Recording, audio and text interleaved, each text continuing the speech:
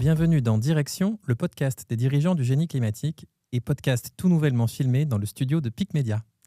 Mon invité de ce jour a construit sa carrière dans le secteur de l'automatisation des bâtiments chez Schneider Electric, SMC ou encore Grundfos. Il a rejoint Ariston en 2016 où il a occupé diverses fonctions de direction et depuis 2020, il est directeur général d'Ariston France et pilote le développement des marques Ariston, Elco, Chafoto, Wolf et Brink sur le marché français. Il est membre des conseils d'administration de Uniclimat, du GIFAM et de Coenov. Jérôme Pradal, bonjour. Bonjour Pierre. Alors, l'année 2025 est bien engagée, 8 mois pleins ont été réalisés. Comment est-ce qu'elle se dessine pour le groupe Ariston ? Je dirais qu'en parlant déjà du marché, le marché reste chahuté. Je dirais que l'intégralité des familles produits que nous portons sont dans un contexte, on va dire, plutôt défavorable. On peut parler de chaudière, de pompe à chaleur, ballon thermodynamique, même la pompe à chaleur air présente un déclin par rapport à l'an dernier. C'est une conséquence d'un segment du logement neuf qui n'est pas véritablement reparti, tout comme la transaction dans le bâtiment ancien. Et je dirais qu'à cela s'ajoute un pessimisme ambiant et un dispositif d'aide pour favoriser la rénovation qui est plus ou moins virevoltant. Donc je dirais que le principal effet, c'est que ça pousse ou emmène, on va dire, les ménages et les installateurs dans une certaine forme d'attentisme. En témoigne aussi le taux d'épargne des ménages. Donc, le marché 2025 n'est pas simple. Si on doit y voir des points de positifs, en tout cas concernant Ariston, c'est qu'on parvient malgré cela à continuer de prendre des parts de marché sur à peu près toutes les catégories de produits que je précitais. Et on avait évoqué ensemble précédemment un certain nombre d'évolutions internes organisationnelles pour mieux servir nos clients et nous sommes en train de finir de les emmener, à savoir la fusion de nos équipes projet, prescription, notamment Chafoto et Elco pour les solutions individuelles et collectives, et puis également l'intégration de la marque Wolf au portefeuille de produits Ariston pour nos ventes en rénovation individuelle. Alors, vous évoquiez les aides, évidemment. La conjoncture est constamment percutée par les réformes des C2E, de MaPrimeRénov', etc. Est-ce que le marché du génie climatique est condamné à subir ces changements de pied ? Ou est-ce qu'un monde où la pompe à chaleur se vend sans aide vous paraît à portée de main ?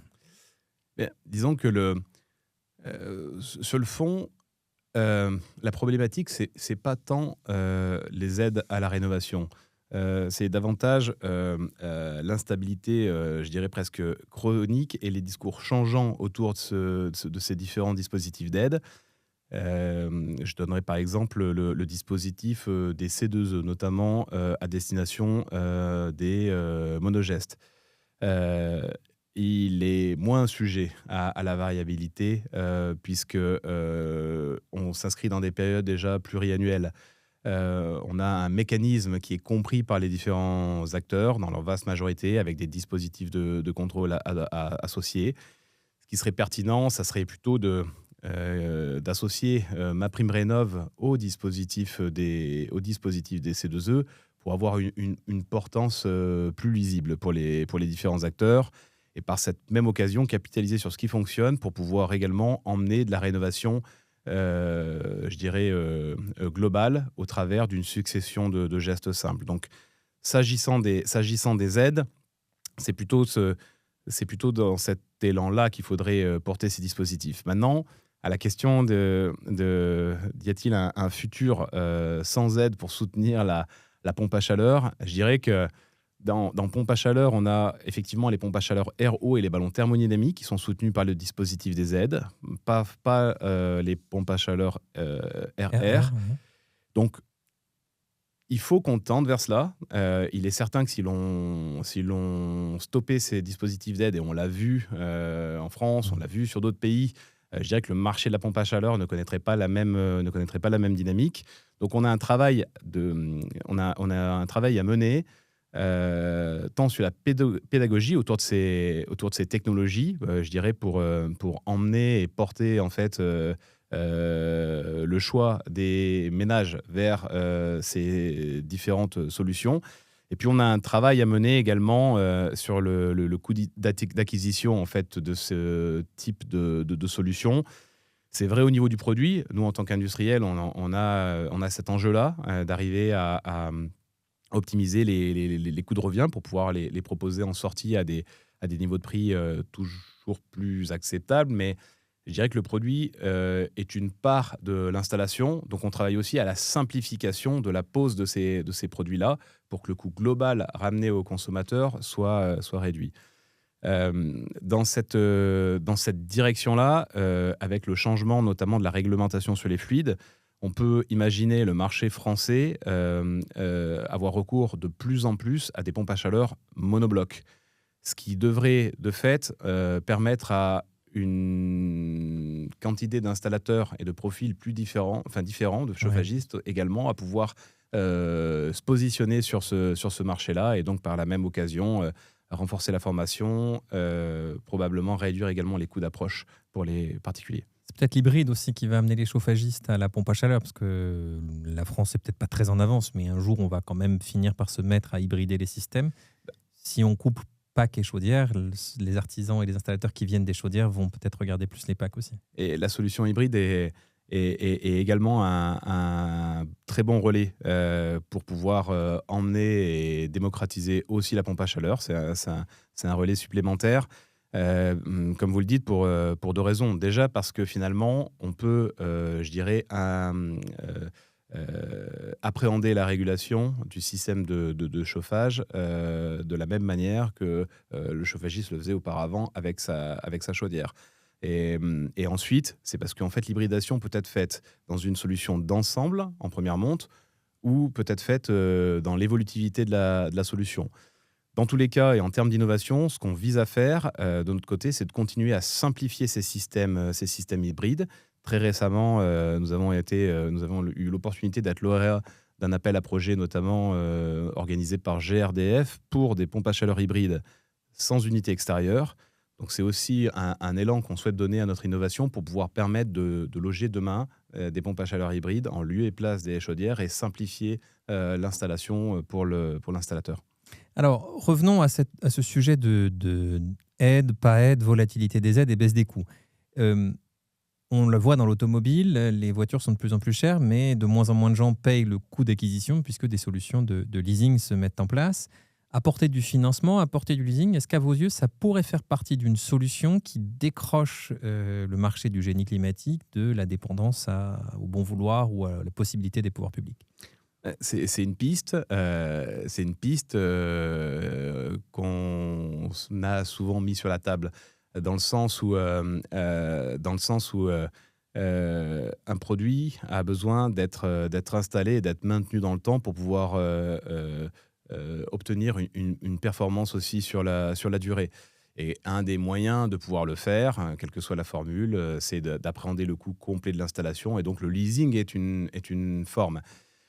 Après, pour nous, en tant qu'industriels, on représente qu'une part, je dirais, qui peut évaluer fonction du produit de 30 à 50% du coût global de l'installation.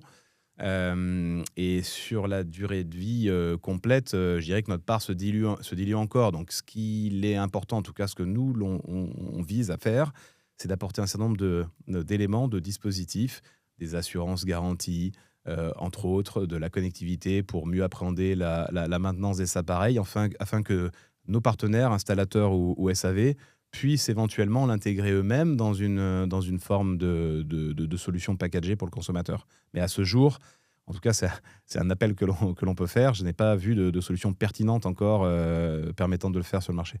Alors, je reprends ma métaphore automobile. On sait que dans les 15-20 dernières années, peut-être un peu plus, une partie de la maîtrise des coûts de l'industrie automobile est passée par des plateformes gigantesques, par des alliances et évidemment par des rachats. On en voit dans l'univers de la pompe à chaleur. Je ne citerai pas vos concurrents, mais enfin, on a quand même vu récemment au moins 2 très grosses opérations. Est-ce que la taille critique devient un enjeu majeur sur ce marché pour être capable demain de proposer les produits à des prix éventuellement plus bas que ce qui existe aujourd'hui, mutualiser la R&D, etc. Oui, absolument. Absolument. La capacité, la taille critique est importante pour continuer à investir, que ce soit en termes d'innovation. Ce sont des budgets relativement importants. Consacrons nous-mêmes plus de 5% de notre chiffre d'affaires à l'innovation, donc c'est un budget conséquent. À la production, pour également développer les différentes structures autour en termes de formation, de SAV. Donc oui, la concentration est une des pistes. Nous-mêmes, en fait, en 2022, avons fait l'acquisition de Centrotech, qui inclut notamment les marques Wolf et Brink, entre autres aussi dans cet objectif-là.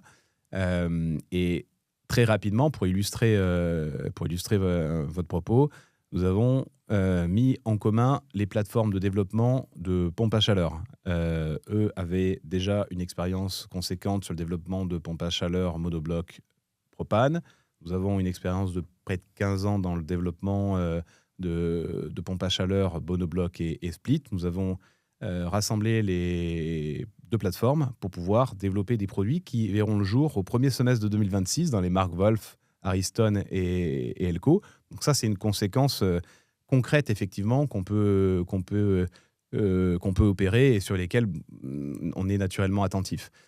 Après, la deuxième chose, c'est que nous sommes bien... en fait, nous sommes dans nos marchés, dans la volonté de donner aussi de la prolongation dans ce que l'on a déjà commencé à bâtir. Et donc, nous continuons à investir dans nos capacités de développement et nos capacités de production. Un des éléments majeurs que vous avez relié et pour lequel je vous remercie, il y a quelques mois, nous avons fait l'inauguration en Italie de notre unité de production d'électronique, enfin de développement et de production d'électronique. Un des enjeux ici, c'était de continuer à élargir notre capacité, notre capacité à développer ces solutions qui sont partie prenante et l'intelligence même de nos équipements.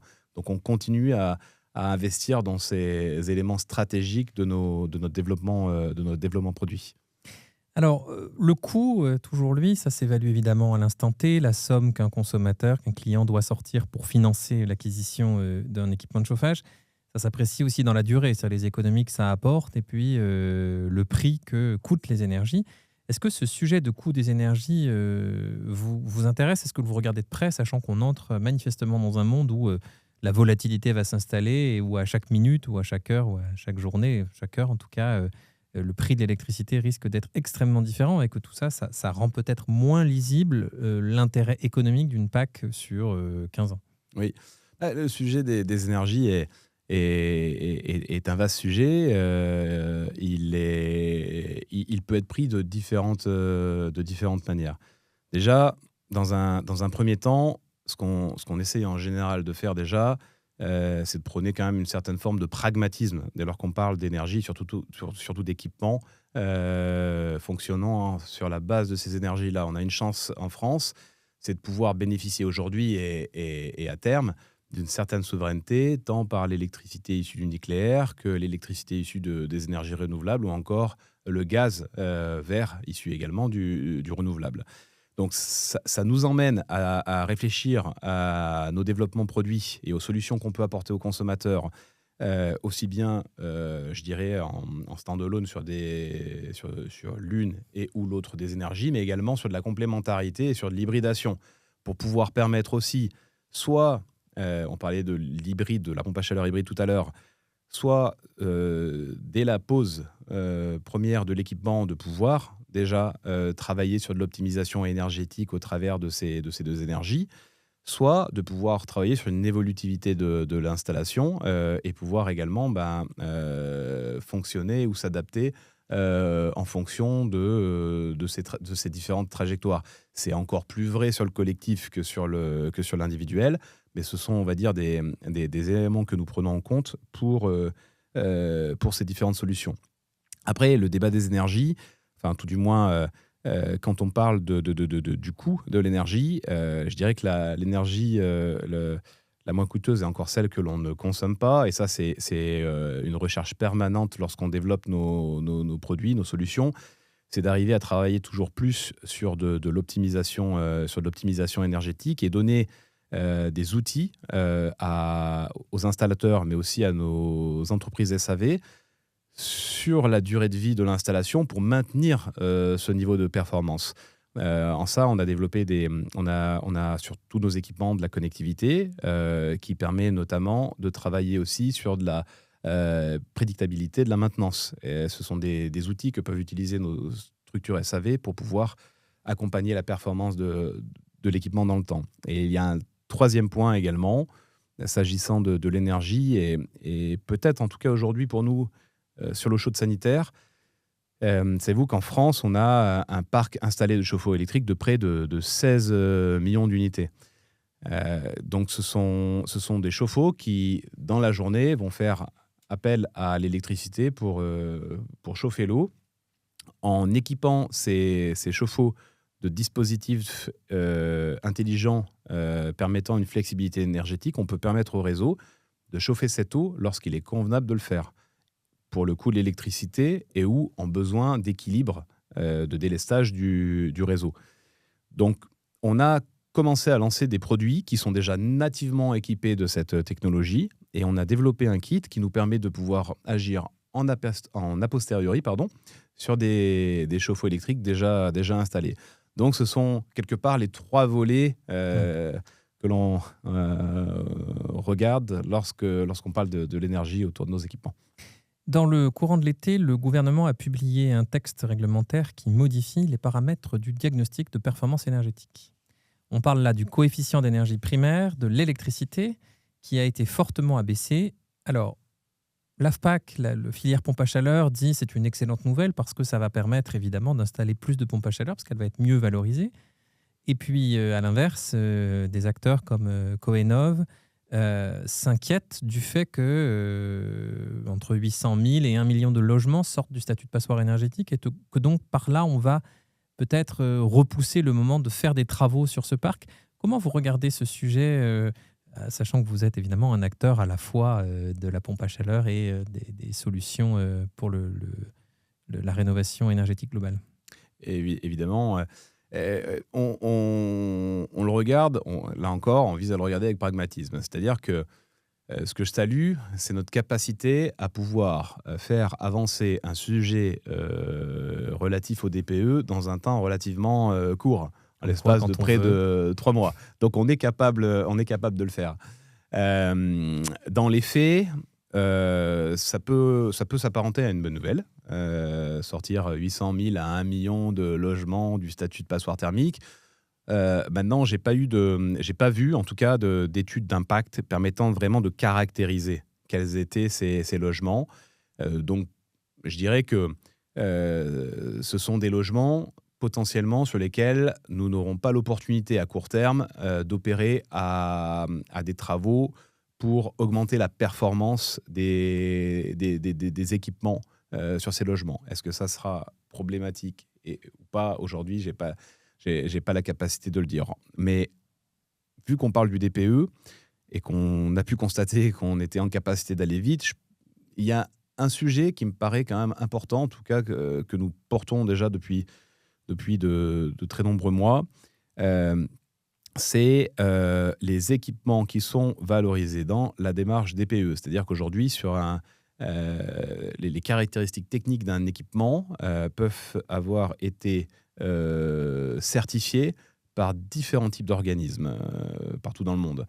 Nous pensons qu'il serait juste de pouvoir avoir des points communs, ou tout du moins des certificateurs communs, pour évaluer la pertinence de ces équipements et donc de leur performance dans le cadre du DPE. Et on a, je dirais, les dispositifs pour ce faire. On peut parler de l'ANF, on peut parler d'autres labels, mais en tout cas, c'est un sujet qu'il ne faut pas laisser de côté. Il faut l'englober dans cette démarche DPE. Vous voulez dire qu'à puissance égale, une pompe à chaleur Ariston ou une pompe à chaleur exotique, ça n'a pas tout à fait le même effet sur la consommation d'énergie? Potentiellement. En tant qu'industriel européen, comment vous regardez ces travaux qui d'ailleurs n'ont pas tellement abouti sur une priorité européenne dans les mécanismes d'aide? Il en avait été question, c'est Bruno Le Maire qui l'avait évoqué quand il était encore ministre de l'économie, en déplacement chez un de vos confrères fabricants de pompes à chaleur. Depuis, ça n'a pas beaucoup bougé. Vous le regrettez? Au fond, ça pourrait, MaPrimeRénov', les C2E, etc., pourraient être aussi des leviers pour favoriser les acteurs qui fabriquent en Europe?